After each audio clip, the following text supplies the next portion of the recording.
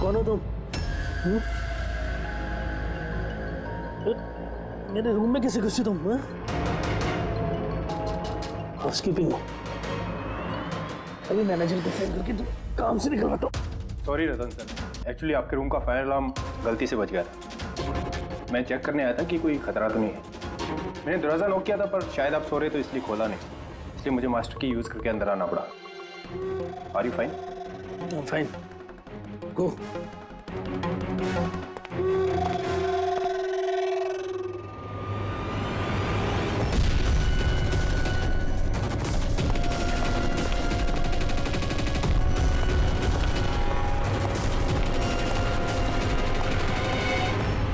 सोने के बाद भी सर दर्द क्यों रहा है?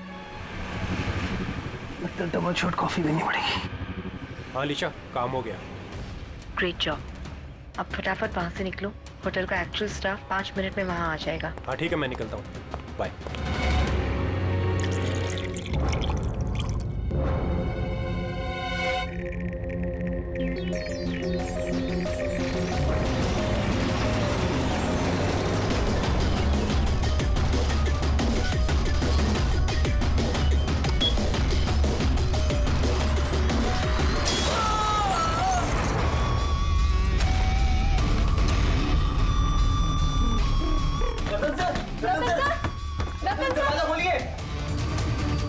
एक काम कर, मास्टर की से दरवाजा खोलते हैं।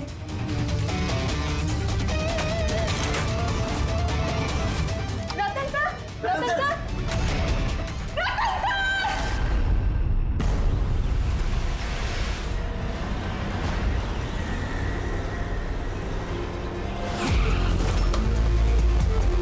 जिनका खून हुआ है उनका नाम क्या है?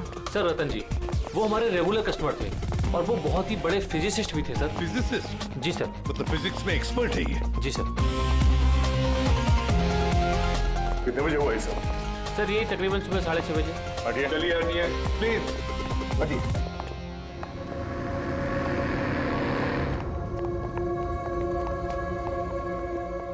My God. My God. इसके छाती में तो इतने सारे डांस घुसे हैं। अगर इसकी मौत ये माइक्रोवेव ओवन ब्लास्ट होने की वजह से हुई है तो ये 1 2 3 4 6 डार्ट इसके शरीर में क्या कर रहे हैं? माइक्रोवेव ब्लास्ट नहीं हुआ है सर, यहाँ तो गन रखी हुई है। डार्ट्स पहले से ही गन में फिक्स थी। ऐसा लगता है इस रतन को मारने की अच्छी खासी प्लानिंग की गई है। क्यों मैनेजर साहब, पता भी है आपको क्या हो रहा है आपके होटल में? आपके होटल के गेस्ट को किसी ने मारने की प्लानिंग की, माइक्रोवेव में ये डार्ट लगाकर। सर मैं खुद सरप्राइज हूँ कि ये सब क्या हो रहा है। यहाँ तुम्हारे होटल के रूम में एक मर्डर हुआ है। इसकी जवाबदारी आपके होटल की है और आपकी। पर सर आप बताइए, हम अपने कस्टमर को क्यों मारेंगे? जोया, जोया तुम बताओ ना सर को। सर के चेक इन करने के पहले तुमने कमरा ठीक से देखा था ना? जी सर। सर पूछिए ना। सर कल रात 11 बजे सर चेक इन किए थे होटल में। 10:30 बजे मैंने खुद चेक की थी कि सामान सब कुछ ठीक है कि नहीं, और माइक्रोवेव में उस वक्त कुछ डार्ट्स वगैरह नहीं थे।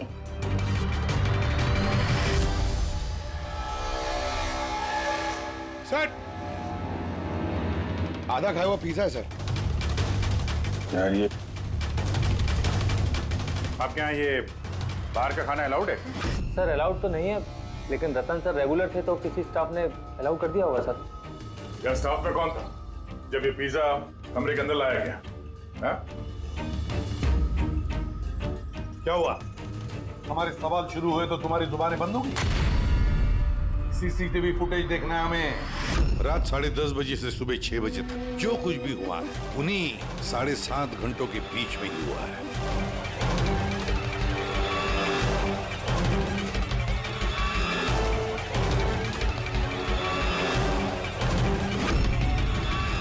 जोया 10:30 बजे रतन जी के कमरे में गई और 11:15 बजे बाहर आई, 15 मिनट में।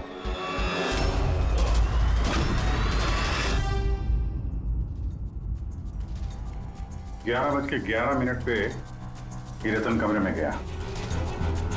फॉरवर्ड करना जरा।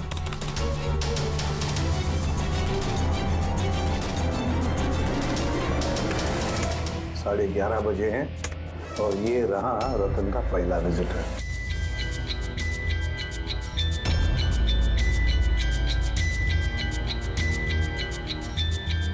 अरे 5 मिनट में बाहर भी आ गया। काफी गुस्से में भी लग रही है कौन ये? सर ये अमित है, रतन सर के भाई। पहली बार आए थे होटल में। रतन जी तो मिलना भी नहीं चाहते थे इन्हें, पर इन्होंने जबरदस्ती करके रूम में घुस गए।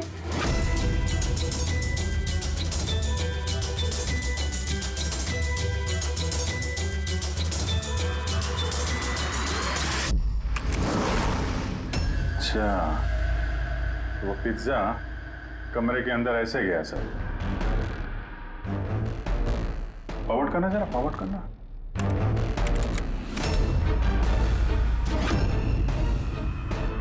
ये निकली स्टॉप 2 बजे। 12:30 बजे ये अंदर जाती है पिज्जा लेके और 2 बजे बाहर आती है। कौन है ये औरत? हैं? सर इनका नाम शमिता है। ये रतन जी की बहुत खास दोस्त है। लगभग हर वीकेंड में आते हैं उन्हें मिलने के लिए।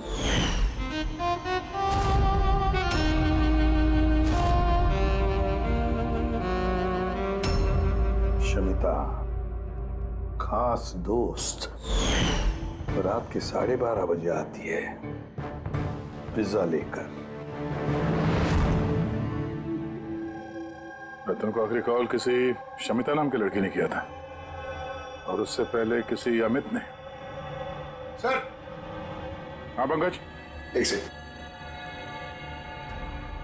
ये पासपोर्ट देखिए सर। इस पे ये कैम्बी का वीजा लगा है।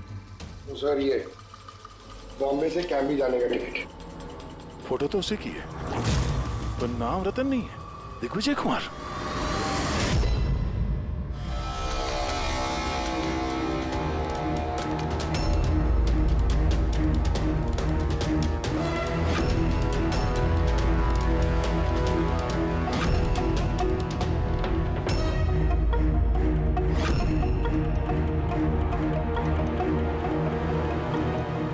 सुबह के 6 बजे होटल का स्टाफ मेंबर रतन के कमरे में जाता है और 6:30 बजे बाहर आता है, मतलब ठीक रतन की मौत से पहले।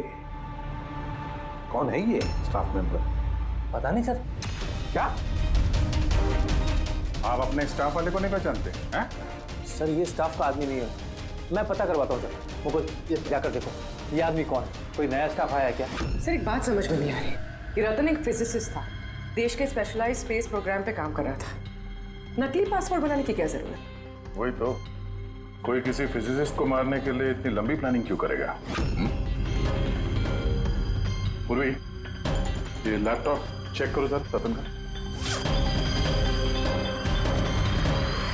सर हाँ, मैंने सारा रिकॉर्ड चेक कर लिया। ये बंदा होटल के किसी भी डिपार्टमेंट में काम नहीं करता है, इवन वो स्टाफ का भी नहीं था सर। सर मुझे लगता है वो बाहर का ही था। ये लो। कोई बाहर का अनजान आदमी आपके यहाँ आता है, होटल का स्टाफ बन के घूम रहा है, ये आपकी सिक्योरिटी है? हैं?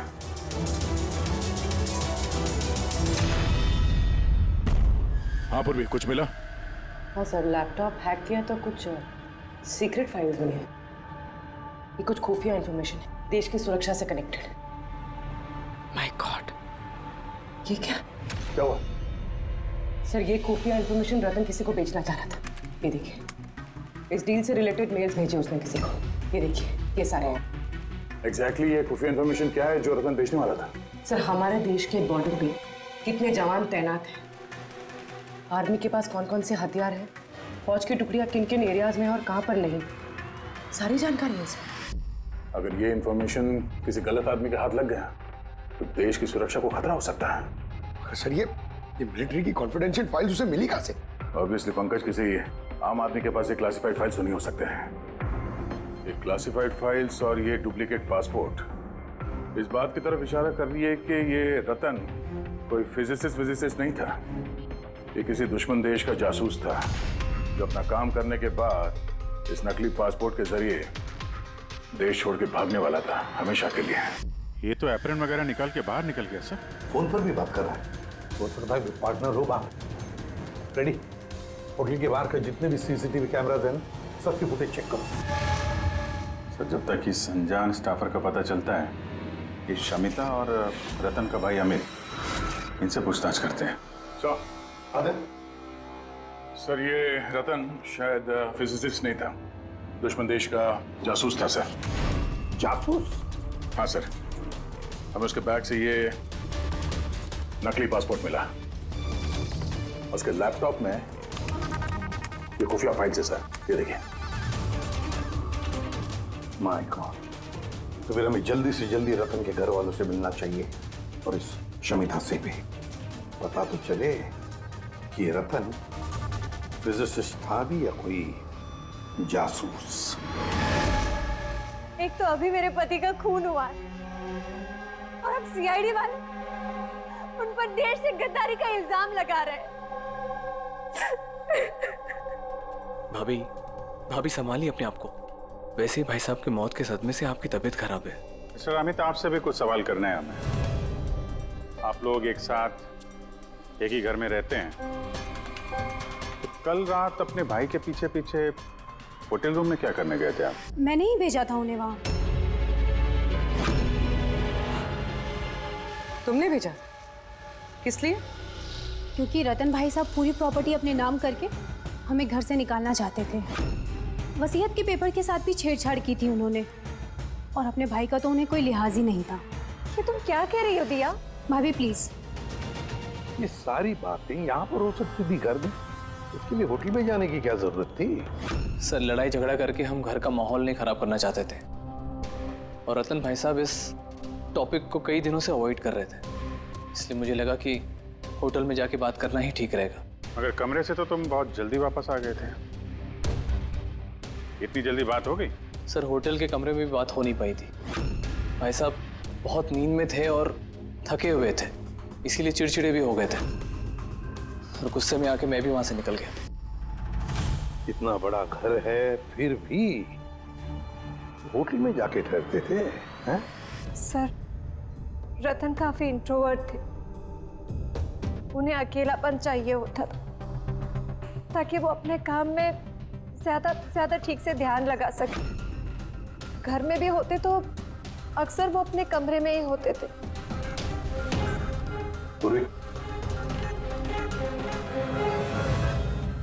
उन्हें जब कभी ज्यादा डिस्टरबेंस महसूस होता था तो वो अक्सर होटल में जाया करते थे।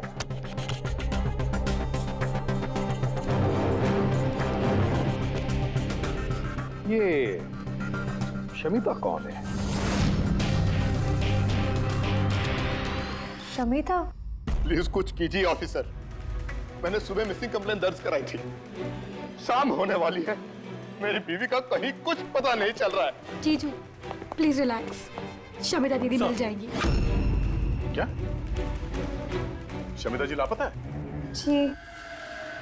आप लोग? हम लोग सीआईडी से। अच्छा वो आप लोग आ गए, ये लोग तो कुछ कर नहीं पा रहे, अब आप लोग पता लगाइए ना मेरी बीवी कहाँ है। हम लोग तो पता लगा ही लेंगे, एक खून करके जो भागी है वो। क्या?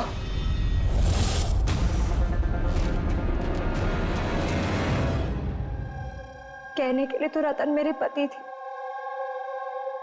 लेकिन मैं उनके बारे में कुछ नहीं जानती थी। वो मुझसे कुछ भी शेयर नहीं करते थे। उनकी जिंदगी के हर पन्ने मेरे लिए राज से कम नहीं था। ये शमिता कौन है मैं कुछ नहीं जानती, मैंने ये नाम भी नहीं सुना। यहाँ तक कि वो क्या करते हैं, क्या काम करते हैं, मुझे कुछ नहीं पता। ये उस होटल कॉरिडोर की फुटेज। कल घर से कहाँ जाने के लिए निकली थी शमिता? घर से तो ऑफिस के लिए ही निकली थी, मगर ऑफिस से निकलने के बाद कहाँ गई कुछ पता नहीं चल रहा है। अच्छा कल डिनर में क्या खाया था रतन ने? प्लेन चीज पिज्जा।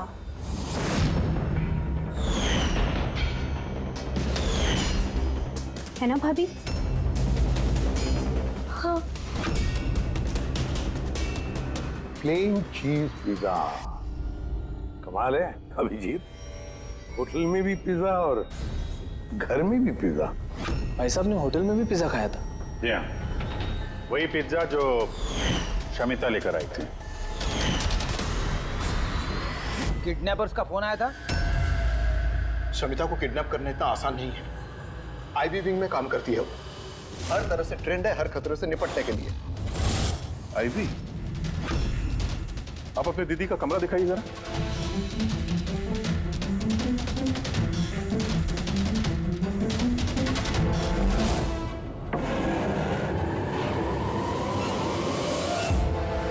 सर, ये है दीदी का कमरा।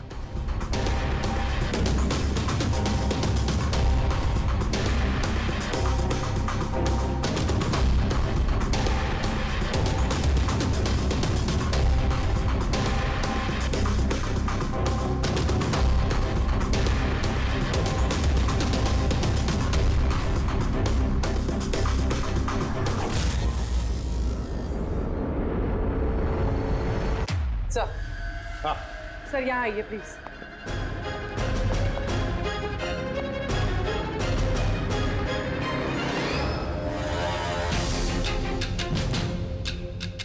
ये लो, कमरे के अंदर कमरा। सर इधर आइए। ये कंप्यूटर हैक हुआ है सर। एक काम करो, पूरे घर की तलाशी लो। गाड़ियां, विग्स, ओहो, प्रोस्थेटिक्स। अभिजीत, देखा है सर? हाँ सर। और ये लॉकर में क्लासिफाइड फाइल्स। लगता है काफी समय से जासूसी चल रही है इसकी। सिर्फ इतना ही नहीं सर, कोई तो है जो रतन पे नजर रखे हुए था। उसकी कंप्यूटर की एक एक एक्टिविटी को मॉनिटर कर रहा था। ये कंप्यूटर हैक्ड है। कौन हैकर है पता लगा?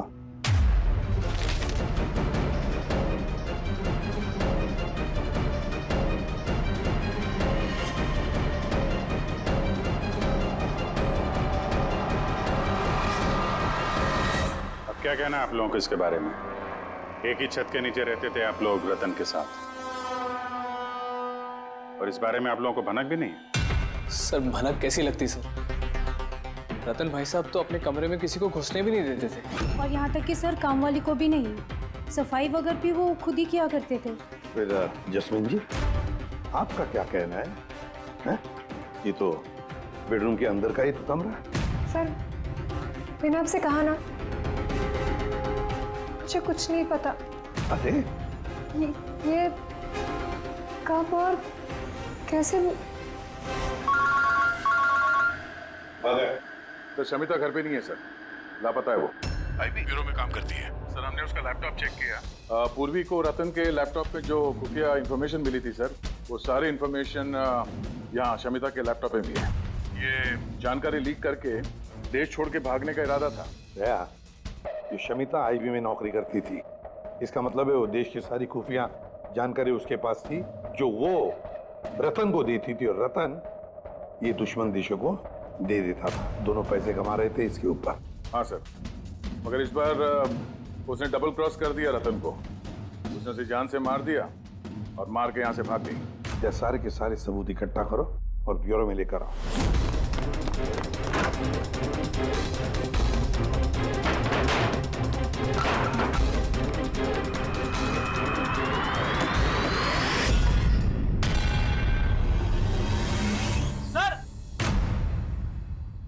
सर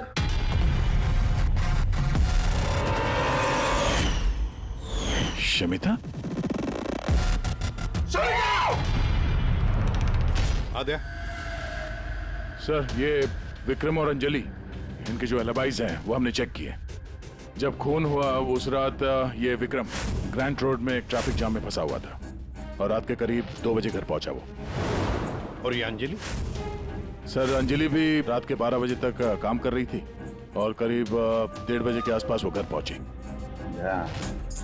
सब देखकर ऐसे लगता है कि ये कोई मामूली मर्डर केस नहीं है, देश की सुरक्षा से जुड़ा हुआ है। सर ये देखिए सर, ठीक ब्लास्ट से पहले सुबह 6:30 बजे के आसपास इस लाल गाड़ी में एक औरत होटल से बाहर गई। सर हाँ, वो जो नकली होटल स्टाफ वाला था ना सर, वो भी उसी वक्त निकला था लेकिन दूसरे गेट से। ये देखिए। पूर्वी, गाड़ी कितने बजे आई थी होटल में? सुबह 6 बजे। निकल गई 6:30 बजे, आधे घंटे बाद। लड़की के चेहरे पे जूम करो जरा, देखें तो सही। हमारे डेटाबेस में कुछ नाम और चेहरे हैं जिनसे देश की सिक्योरिटी को खतरा है। ये गद्दारों और जासूसों वाली लिस्ट। इनके चेहरे स्कैन करो और उन सब से मैच करके देखो। और पंकज, आगे उसे पता करो कि ये गाड़ी किसके नाम पर रजिस्टर्ड है। सर बड़ा ही कंफ्यूजिंग केस है सर, कुछ समझ भी नहीं आ रहा है आखिर ये माजरा है क्या।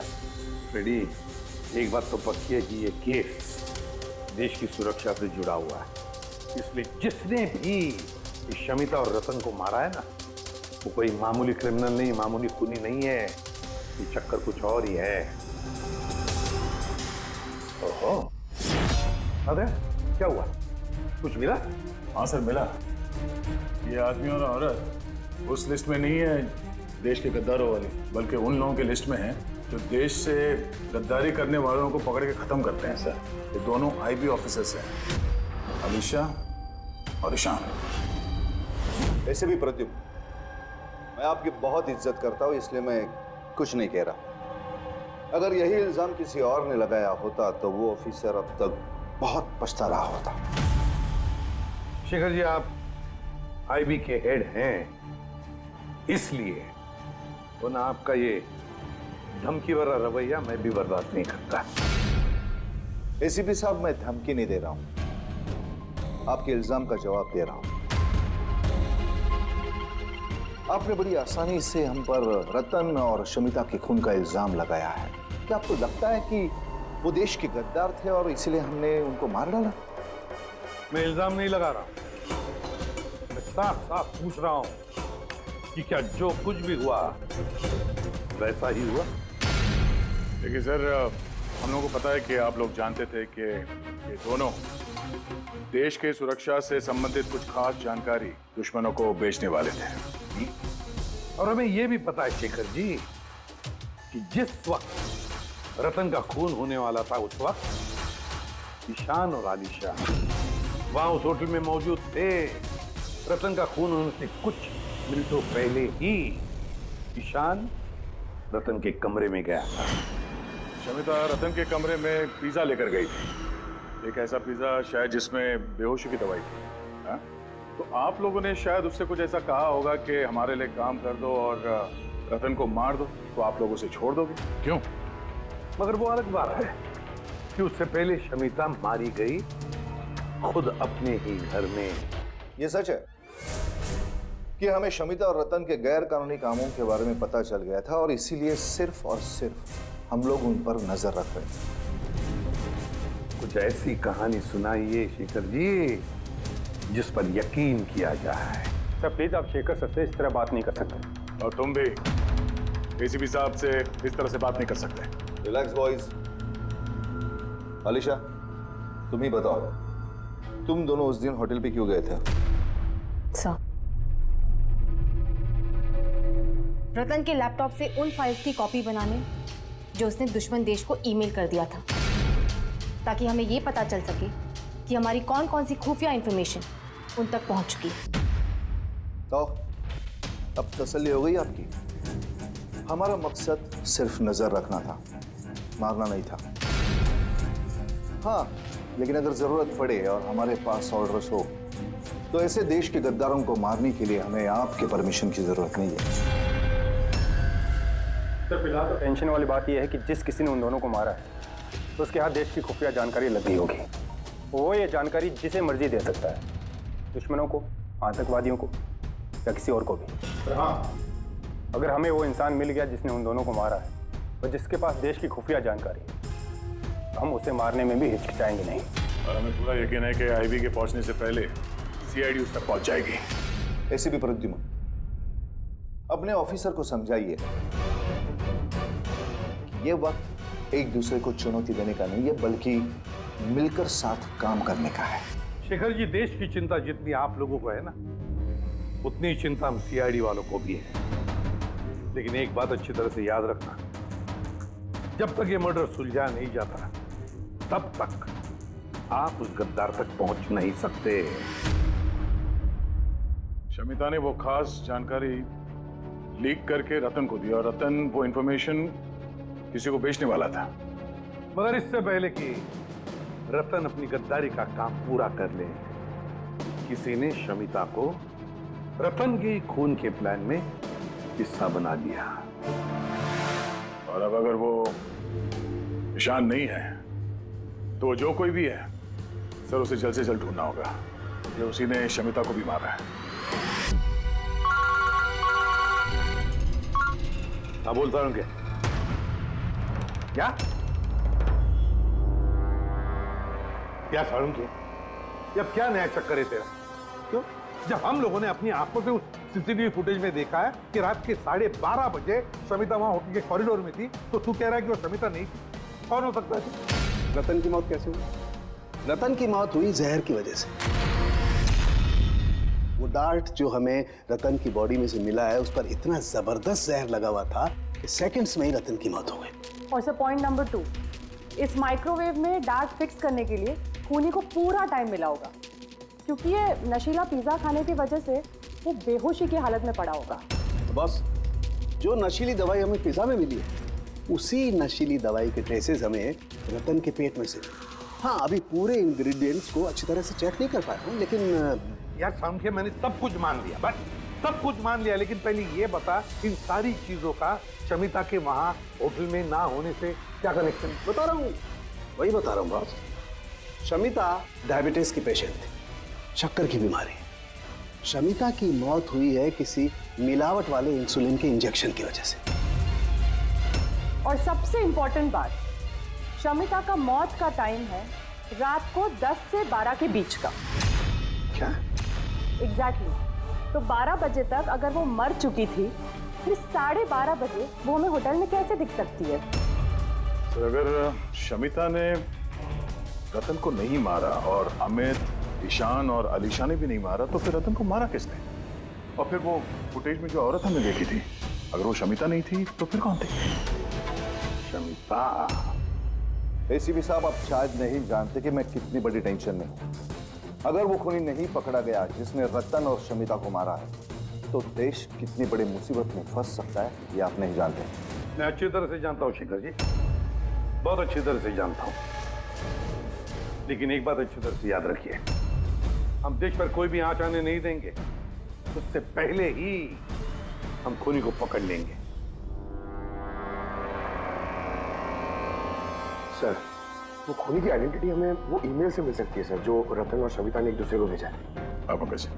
मुझे तो ये भी लगता है कि जरूर कोई आसपास वाला ही है जिसे शमिता और रतन, इन दोनों की छोटी से छोटी आदतों के बारे में पूरी जानकारी थी। हाँ सर, जैसे कि सुबह उठते ही रतन का माइक्रोवेव में कॉफी बनाना और शमिता को इंसुलिन के इंजेक्शन पहुंचा देना, वो तो कोई पास वाला ही आदमी कर सकता है। और खूनी को ये भी पता था कि ये अंजलि और विक्रम रात 1 बजे से पहले घर आने वाले नहीं है। आखिर खूनी कौन हो सकता है सर? सर, एक बात समझ में नहीं आ रही सर। ये रतन और शमिता एक दूसरे को 2 सालों से जानते हैं, मगर गद्दारी करने का इन्होंने ये 3 हफ्ते पहले ही सोचा, ऐसे अचानक? हाँ सर, बात थोड़ी अजीब तो है। इन 3 हफ्तों के पहले इनका कोई रिकॉर्ड तो नहीं रहा खुफिया खबर के एक्सचेंज को लेकर। इस सबका इस तीसरे गद्दार से क्या लेना देना? We are running out of time. हाँ सर, हमने सारे सुरागों के ताले खोल दिए हैं, लेकिन हमें वो दरवाजा नहीं मिल रहा जो हमें तीसरे जासूस तक ले जा सके। तीसरा दरवाजा है, ये तीसरा दरवाजा हमें उस जासूस तक ले जाएगा। कौन सा? उस दरवाजे का नाम है पिज्जा। पिज्जा, वो औरत जो बड़े बड़े काले चश्मे और घुंघराले बाल का विग पहनकर घूमती है ना, शमिता बनकर, उसने उस दिन पिज्जा लाया बाहर से होटल के अंदर। और उसने ऐसा इसलिए किया क्योंकि उसे वो नशीली दवाई मिलानी थी पिज्जा में। अगर होटल में ऑर्डर करती तो उसे मौका नहीं मिलता और ना ही वक्त मिलता वो नशीली दवाई पिज्जा में मिलाने के लिए। और होटल वालों ने कुछ नहीं बोला क्योंकि वो लोग उसे जानते थे। दया, होटल दे रॉयल के आसपास इस पिज़्ज़ालो ब्रांड के पिज़्ज़ा की कितनी दुकानें हैं पता लगाते हैं, सब कुछ साफ हो जाएगा।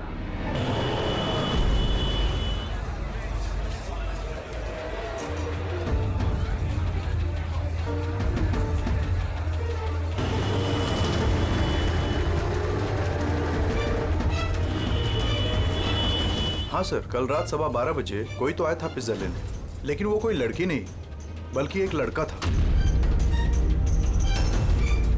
इन दोनों में से कोई था? हाँ सर, यही था वो। Vikram?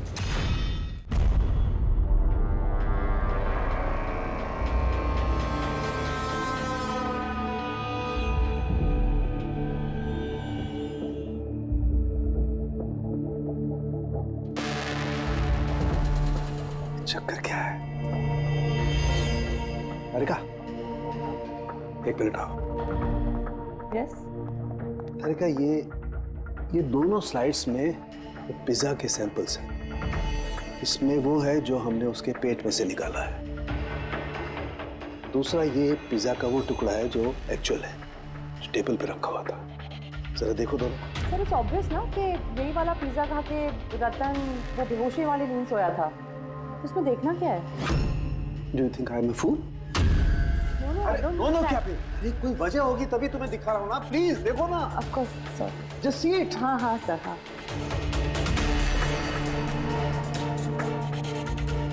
Wait a minute.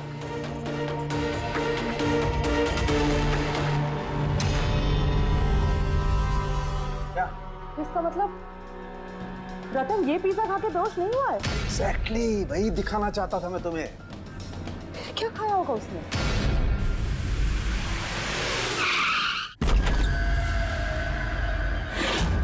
Vikram? Vikram, उसे क्या हो गया? जल्दी एम्बुलेंस को फोन करो। ये किस चीज की तरफ इशारा कर रहा है? फोन पे? हाँ, क्या है इस फोन में?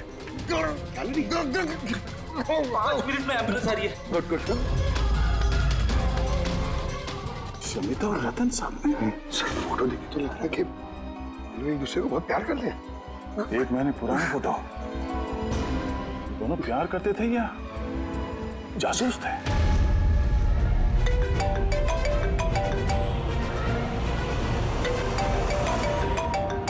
हाँ डॉक्टर साहब। अरे यार, इस केस में तो नया ही पेज फंस गया। अब क्या हुआ? याद है वो पिज्जा जो रतन ने खाया था होटल में, जिसकी वजह से वो गहरी नींद सो गया। हाँ हाँ, वही पिज्जा जो वो नकली शमिता होटल के रूम में लेकर गई थी।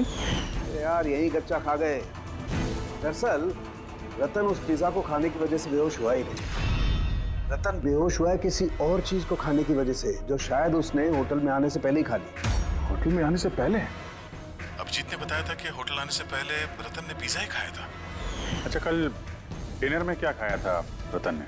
प्लेन चीज पिज्जा, है ना भाभी? हाँ।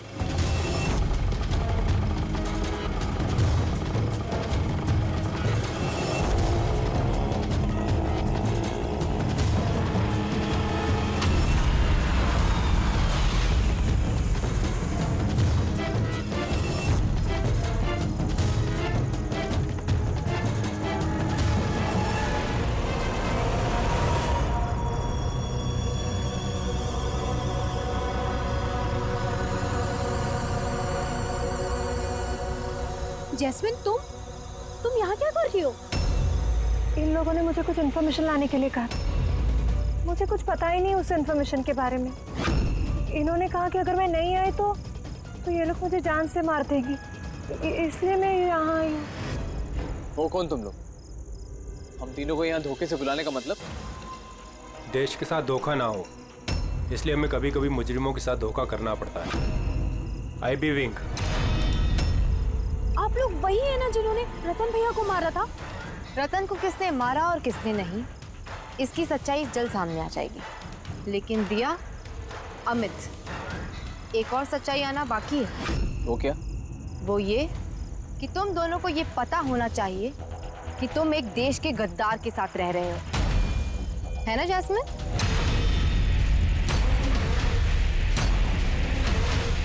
What nonsense! तुम लोग मुझे देश का गद्दार कह रहे हैं? रतन को बेहोशी वाला खाना तुमने खिलाया था ना, जिसकी वजह से उसकी बाद में मौत हो गई। अब तुम्हारी भलाई इसी में है कि तुम जल्दी से अपना जुर्म कबूल कर लो। क्या कह रहे हो तुम लोग? मैंने ऐसा कुछ नहीं किया है। कौन सी बेहोशी वाली दवाई? मैं अपने पति को क्यों मारूंगी? हाँ, क्यों उसे बेहोशी वाली दवाई दूंगी? हमें तुम चुप क्यों? हाँ, तुम उस दिन मेरे साथ थे ना, जब मैंने रतन को खाना दिया था। तो फिर तुम कुछ क्यों नहीं बोल रहे? चुप क्यों? कुछ तो बोलो ना। सारी कोशिशें बेकार है जस्मीन। अपने देवर भैया के मुंह से सच उगलवाने की कोशिश मत करना, क्योंकि ये अपना मुंह खोलेगा ही नहीं। ये सारा किया धरा इसी का है। विक्रम को जानते हो? कौन विक्रम?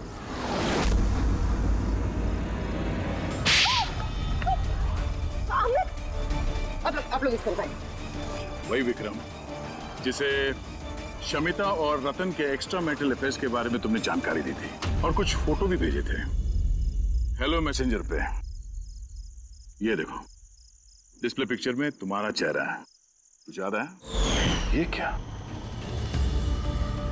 शमिता और रतन के फोटोग्राफ्स विक्रम को हेलो मैसेंजर ऐप से जैस्मिन ने किसी और ने भेजा है। अमित, देश को नुकसान पहुंचाने का मेरा कोई इरादा नहीं था सर।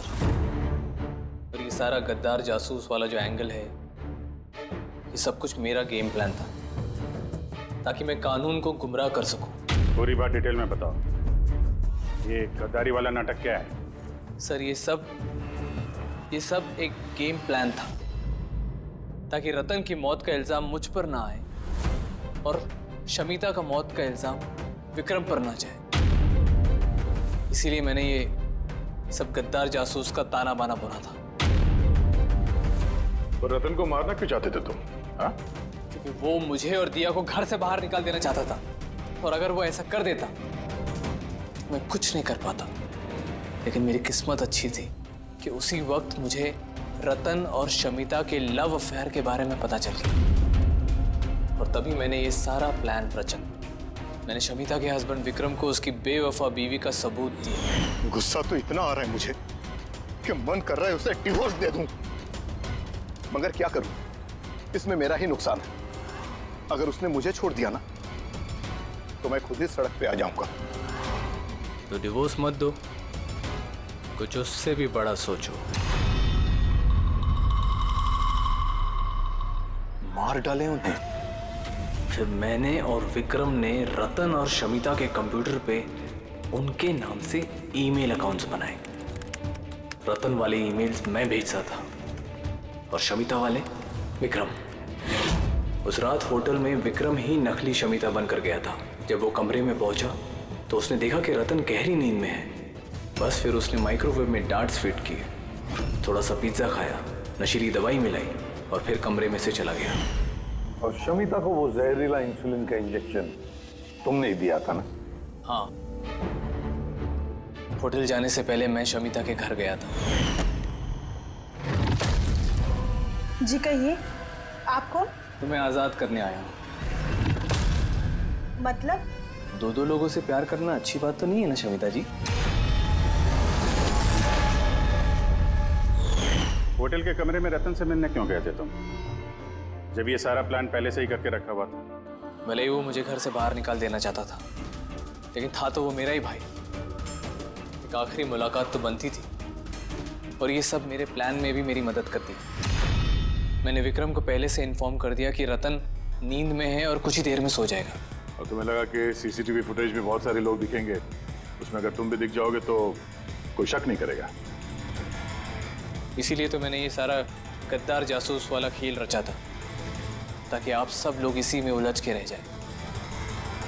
लेकिन जब ये आईबी वाले भी इस केस में जुड़ गए तो विक्रम डर गया और इसलिए तुमने उसे पैरालाइज कर दिया, और कुछ चारा भी नहीं था मेरे पास। ये तुमने क्या किया आमिर? पैसों के लिए तुमने अपने भाई को मार दिया। अमित,